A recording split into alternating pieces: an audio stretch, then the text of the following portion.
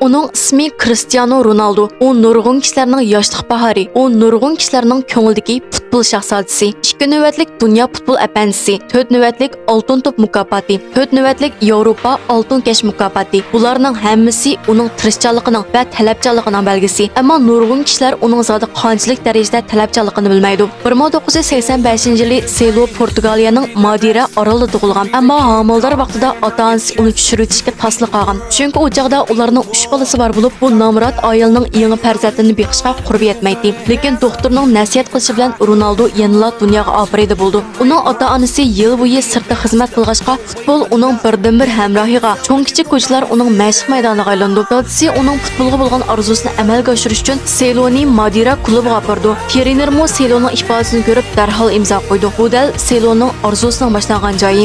6 yildan keyin dadasi uni Portugaliya Lisbonga bordi. Ammo uning badani vijik bo'lg'achqa boshqa to'pchilar bilan xeyli farq qildi. Hamda ular "Sening texnikang yaxshi ekan, lekin sen bakli ojizkansan" deyishdi. Shuningdan e'tiboran Selo o'zining orzusi va dadasining umidi uchun har kuni chiniqish uyda badan chiniqtirdi. Hatto yuyungandimi zo'ngzib o'tirish va yer beg'ishlashni mashq qildi. U bu tirishchanlikning mevasini ko'rdi. Har qaysi musobaqalarda nihoyat yaxshi ifoda ko'rsatdi. Ammo 19 yosh chig'idagi bu musobaqa jarayonida Selo hayotidagi eng qiyin talashga duch keldi va uni hasratlik yig'iga qo'ydi. Bu hayotini amdila boshlagan Cristiano Ronaldo boshqalar tarafidan masxara qilinib, "Sen bakli ojizkansan" deyishdi. Ammo Selo mangu yengilganiga tan bermay, kecha-kunduz talablarcha to'p mashq qildi. O'zini texnik kuchlantirish uchun har kuni sahar turib qumliq tugiraydi. 15 yoshida doktor uning yuragida masala borligini aytsa-mu, ammo Selo yangi bel qo'yotmay yurak operatsiyasini tamomlaydi va mashqni to'xtatmaydi. Qanchalik badal to'lsang, shunchalik javob erisha olasan degandek, Seloning qaltis ifodasi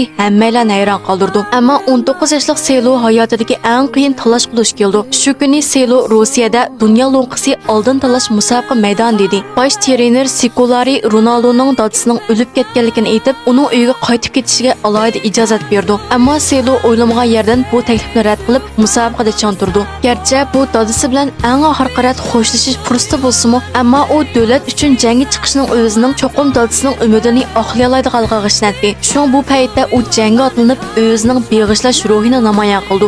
2016-yillik Fransiya Yevropa lo'nqisining hal qilg'uch musobaqasida Selo Fransiya komandasining a'zosi bilan so'qilgandan keyin tizi yorilib yerga yiqildi. Bu ahvolda uning chempionlikni qo'ldan berib qo'yishi mumkin edi. Shuning bilan Selo azoblangan holda ko'z yosh to'kdi. Dal mushu vaqtda bir kepenak uning ko'ziga qo'ndi. Boshqalarmi buni Seloning dadasining uningga bergan tasallisi deb qarshidi. Shu davomida u har xil jafo mushaqqatlarni o'zi yolg'iz yengib kelib, hozirgidek ismi jismiga loyiq, hammaning yaxshi ko'rishiga erishgan futbol sohasida zo'r to'k bilan yaratgan dunyoviy gigant cho'lponga aylandi. Ammo bu muvaffaqiyatning orqasida uning to'xtamay oqqizgan qon ish yoshirilgan albatta. Undaqda men sizga Seloning zodi qanchalik talabchanligini aytdim. Seloning mastonlari eng azoblangan musobaqasi bo'lsa kerak. 2012-yili Levants bilan musobaqaga tushganda musobaqa boshlanib 100 sekundga bormayla Selo yorilinib, ko'zni yumib ochqicha ko'z chanoqlaridan qon yiqib, yuzi qonga to'ldi. Bunda holatni ko'rgan har qanday odam Seloni bardosh qilib bera olmaydi deb qarashi mumkin. Ammo voz kechishning nimaligini bilmaydigan bu yigit yana davomli musobaqaga tushdi. Musobaqaga tushish uchun faqat yengni bilan yara eg'izni tikib, qon to'xtatishdan boshqa amal yo'q edi. Doktorxonada emas,